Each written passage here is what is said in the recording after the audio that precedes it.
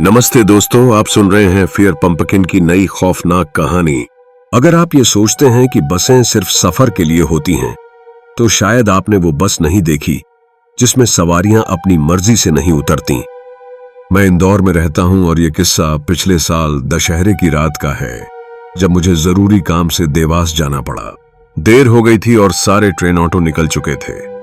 तभी मुझे bus stand के कोने में एक पुरानी सी बस खड़ी दिखी, जिस पर लिखा था निशा सेवा, रात 11:11। बस काफी घिसी पिटी थी, जैसे सालों से धूल खा रही हो, लेकिन कंडक्टर ने हाथ हिलाकर बुलाया और कहा, सीधा देवास, बिना रुके पहुंचा देंगे। मैं जल्दी में था तो बैठ गया। अजीब बात यह थी कि बस में करीब 10 लोग पहले से बैठे थे, लेकिन सब चुप, बिल्कुल चुप।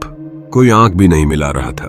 बस में अजीब सी ठंड थी, जैसे एसी नहीं किसी बर्फ के कमरे में बैठा हूं। खिड़की के बाहर अंधेरा ऐसा कि कुछ दिखता ही नहीं था, जैसे हम कहीं अंदर ही अंदर जा रहे हों। तभी मेरी नजर सामने बैठे एक आदमी पर गई। वो बिना पलक झपकाए लगातार मुझे देखे जा रहा था, आंखें सूनी और चेहरा बिल्कुल भावहीन। मैं थोड़ा डर गया और नजरें फेर लीं, लेकिन तभी बस का इंजन रुका और अचानक बस के सारे लाइट्स गुल हो गए। बाहर भी कुछ नहीं दिख रहा था। मैं खड़ा होकर कंडक्टर को ढूंढने गया, लेकिन वो सीट से गायब था। ड्राइवर की जगह भी कोई नहीं था, लेकिन गाड़ी अपने आप चल रही थी। तभी एक और डरावनी चीज हुई।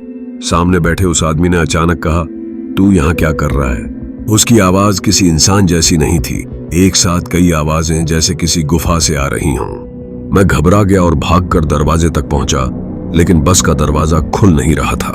पीछे मुड़कर देखा तो बाकी सवारी अब मेरी तरफ घूरने लगी थीं।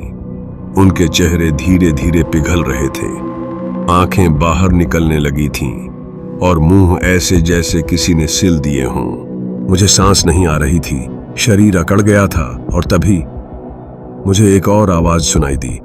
हर साल कोई एक आता है जो असली नहीं होता। मैं चिल्लाया, मुझे जाने दो। तभी किसी ने मेरी गर्दन पर हाथ रखा, ठंडा, गीला और बिल्कुल मरे हुए मांस जैसा, और मेरी आंखों के आगे अंधेरा छा गया। जब मुझे होश आया तो मैं देवास के पुराने कब्रिस्तान में पड़ा था और पास में वही निशा सेवा बस खड़ी थी, सिर्फ आधी और जली हुई, जैसे सालों पहले किसी एक्सीडेंट में खत्म हो चुकी हो। बाद में पता चला कि उस रूट पर दशहरे की रात एक बस दुर्घटनाग्रस्त हुई थी, जिसमें सारे यात्री झलकर मर गए थे।